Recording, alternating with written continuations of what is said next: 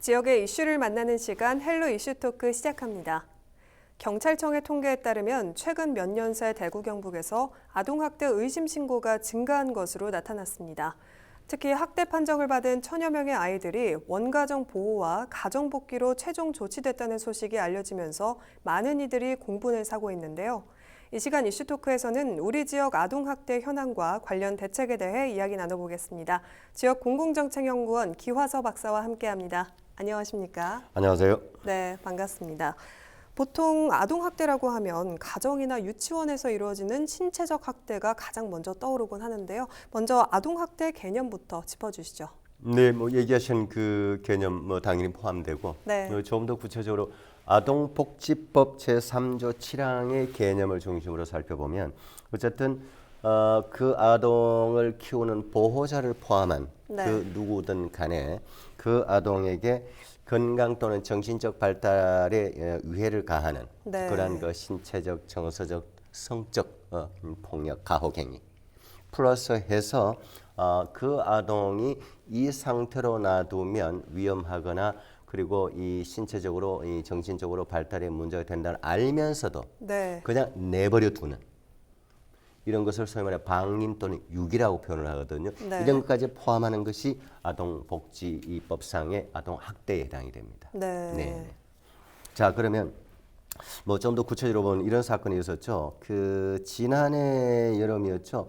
초등학생 자녀들을 말 안 한다고 야산에 그냥 그 쫓아내서 네. 애들 벌벌벌 떨게 하고 난리가 났었잖아요.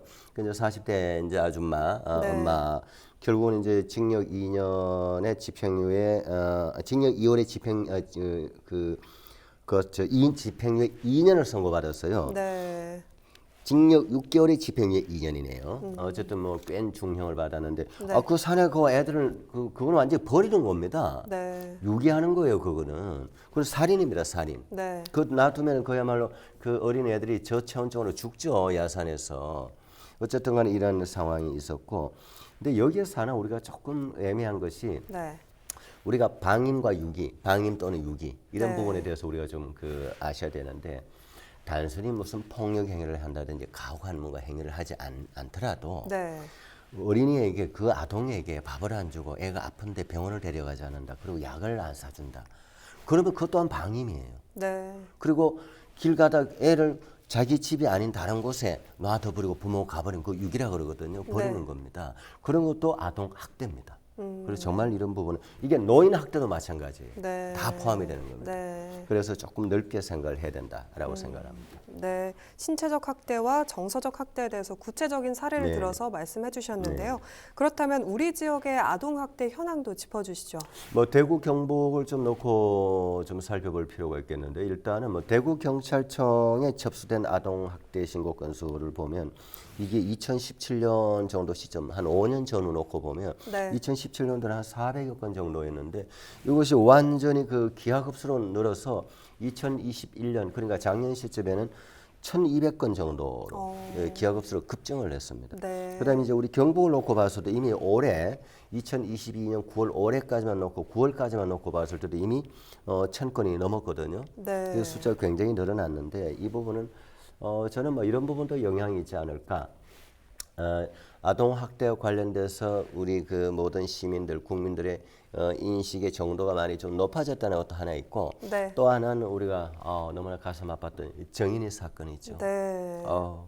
지금 생각해도 참 가슴이 먹먹하죠. 네. 그런데 바로 이런 정인이 사건으로 인해서 우리 사회의 구성원 모두가 너무나 무관심했다. 네. 이런 반성 속에서 아동 학대와 같은 뭔가 의심스러운 것이 우리 이웃 주변에 있으면 네. 일단 신고부터 좀 하는 이런 정신이 함양이 되어서 네. 건수가 좀 늘어났다. 이건 좋은 일이죠. 네.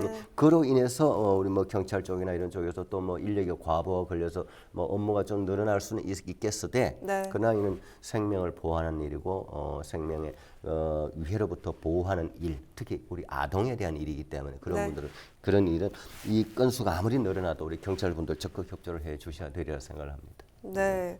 하지만 우리 지역의 아동학대가 계속해서 증가하고 있는 건 맞는 것 같은데요. 가장 문제가 되는 거는 재학대 사례가 많다는 것 같아요. 이 부분도 짚어주시죠. 그렇죠. 이제 재학대 한 번 학대를 했는데 네. 또 다시 학대를 하는 이제 재학대라는 거잖아요. 네. 이제 통계를 봐도 이건 이제 우리가 보건복지부 자료인데 이 통계는 2021년 지난 한 해를 놓고 보면 전국적으로 아동 학대 신고 건수가 전국 전체로 놓고 보면 한 5만 3천여 건 정도 되었습니다. 네. 근데 그 중에서 무려 한 15% 정도, 그러니까 뭐 한 5,500여 건, 네. 5만 3천 건의 아동 학대 신고 건수 중에서 5만 5천 건 정도가 재학대였더라. 이거 굉장히 심각한 거죠. 네. 그래서 이건 다시 말하면 1차 학대로 인해서 어쨌든 경찰의 도움 그리고 학대 피해 아동 쉼터가 있어요. 네. 이걸 또 일시적으로 어떤 도움을 받거나 해서 일단 국가의 이제 아동 보호 시스템 속에 와 있다가 다시 그것이 또 노출이 돼 버리니까 네. 이거는 우리 시스템에 문제가 있지 않느냐. 이런 부분들은 이제 뒤에 또 좀 얘기가 나올 텐데 이제 어떻게 보완해야 되느냐. 어쨌든 재학대 사례도 이렇게 심각하다라는 것을 우리가 인식을 해야 됩니다. 네, 이러한 재학대 피해를 줄이기 위해서 지난해 3월 즉각 분리 제도가 도입이 됐는데요. 과연 효과가 있었는지 궁금합니다. 이 부분은 뭐 결론적으로 얘기하면 네. 효과가 없다고 볼 수는 없지만 그렇다고 이것이 상당한 효과를 가져왔다라고 또 얘기를 할 수가 없어요. 네. 근데 이걸 이제 왜 그러냐 놓고 보면 1년에 2번 정도 한 집에 같은 아이가 네. 또 어느 그 아이는 꼭 뭐 한 가정만을 놓고 볼 필요는 없죠. 뭐 다른 모든 시설에도 있을 수가 있고 어쨌든 간에 동일한 아동에 대해서 2번의 학대 신고했을 경우에는 이것은 재학대, 네. 그 상습 이렇게 생각을 해서 어쨌든 그 학대를 한 것 같은 이런 의심자로부터 분리하는 제도입니다. 네. 그렇게 해서 이제 이 아동을 데리고 오면 이제 그 학대 피해 아동 쉼터라고 하는 이제 그 지역별로 다 있어요. 네. 여기 와서 이제 보호를 하죠. 보호를 하는데 문제는 여기서 나와요. 언제까지 보호할 거냐 이거죠. 그렇죠. 이게 그래서 애가 성장해서 스스로 독립해서 경제적으로도 그렇고 정신적으로 신체적으로 모든 것이 완전히 건강할 정도까지 그까지 국가가 돌보기가 어려운 지금 시스템이거든요. 아직까지는. 네. 그러다 보니까 어떤 문제가 생기느냐. 이 학대 피해 아동 쉼터 있다가 거의 또 한 40%는 돌아가요. 그게 이제 원 가정으로 네. 원래 살던 곳으로. 그러면 또 학대가 될 수 있는 재학대 우려가 있음에도 불구하고 돌아가는 거예요. 이런 문제 부분이 참 안타까운데 어쨌든 간에 이제 이런 부분들에 대해서는 좀 보완을 해야 되는 게 어쨌든 간에 우리 이 아동 복지 관련된 상담 전문가들이 어쨌든 간에 이런 부분에 대해서 그 피해 아동을 학대를 하는 의심자한테 그 교육을 하거나 뭘 하는 그 프로그램 다 있어요. 네. 있는데 이런 부분들이 강제성이 없는 거예요. 그리고 법적 제도적 뒷받침을 먼저 좀 해줘야 된다 이 얘기예요. 네. 그래서 이런 부분들 이제 보완해 줘야 되고 또 하나 문제는 뭐냐면은 이 아동 복지 상담 전문가 숫자가 인력 숫자가 너무 작아요. 네. 그러다 보니까 어떤 이제 통계를 보면 이래요. 이제 이게 미국이나 영국이나 아동 복지 관련돼서 굉장히 엄격하게 전 다루는 그런 그 특히 미국 같은 아동 학대는 바로 체포 구속에 가거든요. 네. 부모도 그래 부모라도 굉장히 엄격하게 합니다. 네. 근데 우리 같은 경우는 이런 부분이 어때요? 아이고 뭐 내 자식 내 키우는데 이게 아직 있거든요. 네. 그런데 일종의 법 외에 법이 터치하면 안 되는 것 같다. 지금 이제 그 정도는 아니죠. 법이 깊숙이 들어가고는 있는데 어쨌든 이런 문제가 생겼을 때 그런 사례를 담당하고 관리하는 그 숫자가 네. 이런 그 아동복지 상담 전문가 한 명이 미국이나 영국 같은 경우 15개 케이스 사례 정도를 이제 관리하는데 우리는 한 60개 정도를 관리하니 과부가 걸리는 거죠. 네. 그러니까 전문 인력도 부족하다. 이 보완이 필요하다라고 네. 얘기할 수 있겠습니다. 네, 여러 가지 개선책에 대해서 말씀해 주셨는데요. 그런데 아동학대 사례 현황을 들여다보면 대부분 가정에서 많이 발생하고 있다고 합니다. 이렇게 가정에서 학대가 지속되고 있는 원인은 뭐라고 생각하시나요? 먼저 통계를 좀 얘기를 해보면요. 네. 아동학대가 일어나는 그 공간이 어디냐. 뭐 여러 곳이 있잖아요. 가정도 있고 바깥에 학교도 있고 뭐 네. 놀이터도 있고 뭐 여러 곳이 있을 수가 있는데 가정에서 가장 많습니다. 가정에서 이 학대가 일어나는 것이 무려 87%입니다. 네. 그러면 가정에서 학대가 일어나는데 그러면 누구에 의해서 학대가 저질러지느냐? 그것 또한 보면 82%가 부모예요, 부모. 참 보면 좀 아니 자기 자식을 왜 이렇게 하는지 저는 참 이해가 안 돼요. 네. 근데 그 나머지 이제 일정 퍼센테이지는 이제 그 대리로 이제 애를 봐주는 사람에 의해서 우리 뭐 그런 뉴스를 우리가 방송에서 네. 우리가 많이 보잖아요. 너무 안타까운데 어쨌든 친인척 또는 타인에 의해서 뭐 숫자가 적은 편인데 자 그러면 어쨌든 간에 대부분이 가정에서 학대가 일어나고 가정에 또 부모에 의해서 학대가 일어나 그 원인은 뭘까? 보면 저는 세 가지로 저는 뭐 요약해 보지 않을까 할 수 있지 않을까 싶어요. 먼저 개인적인 요소. 네. 그 가해하는 부모의 개인적인 요소를 보면은 그 부모 자체가 스스로가 정신적인 문제가 있거나 그 부모 스스로가 무슨 알코올 중독에 좀 빠져 있거나 네. 그래서 애를 뭐 보살필 수 있는 정신적 심리적 상태가 아닌 거예요. 그런 경우가 많고 또 하나는 본인 스스로가 학대를 받고 자란 겁니다. 그러면 보통 같으면 내가 부모한테 학대를 받고 자라서 나는 내 자식 잘 키워야지라는 생각할 거 아닙니까? 네. 그렇지 않아요. 본인이 학대를 받은 학대를 대물림하는 겁니다. 이거 보통 뭐 좀 비근한 예로 네. 남자들 군대 가면 그 스님 상사로부터 굉장히 뭐 따돌림당하고 뭐 얼차려 받고 많이 하거든요. 네. 아 나는 고참이 되면 나는 안 그래야지. 본인이 해요. 이런 대물림 이거 참 이 정신적인 문제인데 네. 그다음에 이제 가족 요인을 보면 이제 지금 어쩌다 빈곤 실업 뭐 경제적으로 어렵다 보니까 거의 막 가정 해체 상태다 보니까 부부싸움을 하고 가정이 온전하게 유지가 안 되다 보니까 네. 그로 인해서 그것이 아동에게 전가가 되어버리는. 그래서 이제 학대가 일어나는 거. 그다음 이제 사회적 원인도 있죠. 사회적 원인도. 사회적 원인도 뭐 여러 가지 이제 뭐 복합적으로 있지만 최근의 상황을 놓고 보면 네. 가족 사회적 요인에는 코로나입니다. 코로나로 인해서 지금은 좀 많이 풀렸지만 완화됐지만 한 2년 정도 거의 집에 있었잖아요. 네. 그러다 보니까 애와의 다툼이 많은 거예요. 보통 학교가 유치원과 밖에 좀 분리가 되는 시간이 있는데 네. 그렇지 않다 보니까 그 충돌의 시간이 많은 거예요. 그게 학대로 이어지는 거예요. 네. 이런 부분 나눠보면 어쨌든 개인적인 문제, 경제적인 사회적인 문제, 가족적인 문제 네. 세 가지로 볼 수 있다. 네. 그렇게 생각합니다.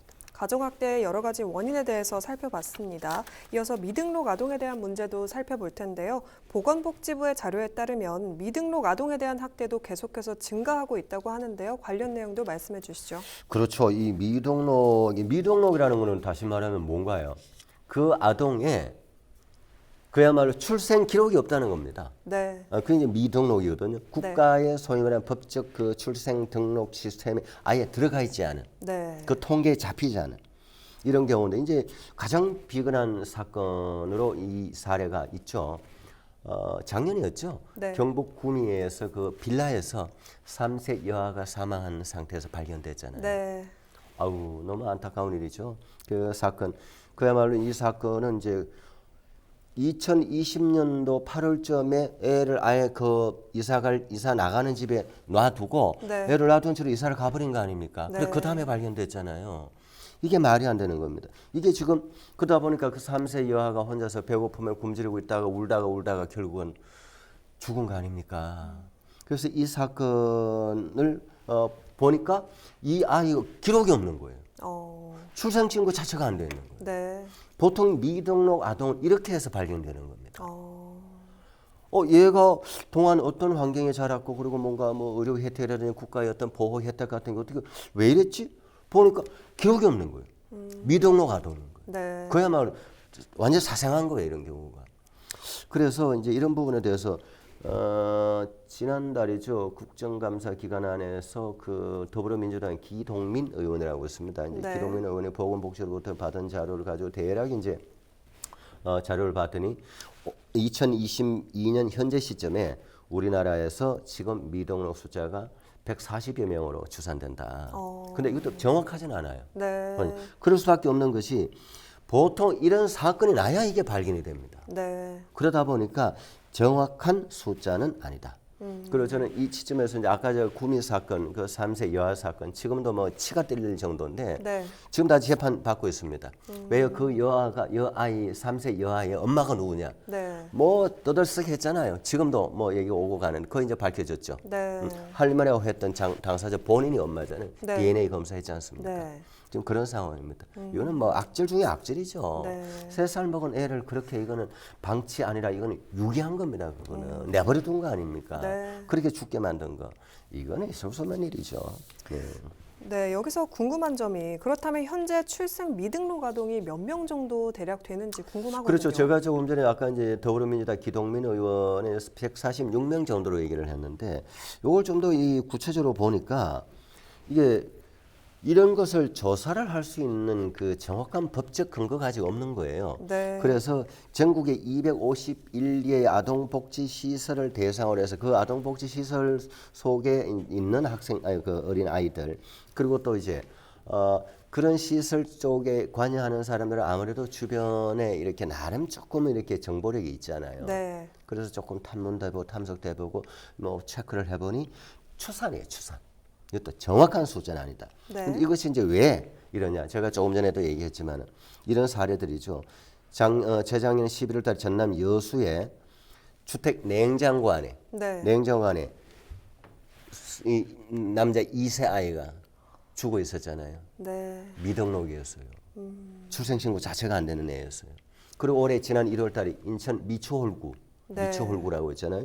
미추홀구에서 이 여자 8세 여자 아이가 숨져 있는 상태. 얘도 확인해 보니까 미등록이에요.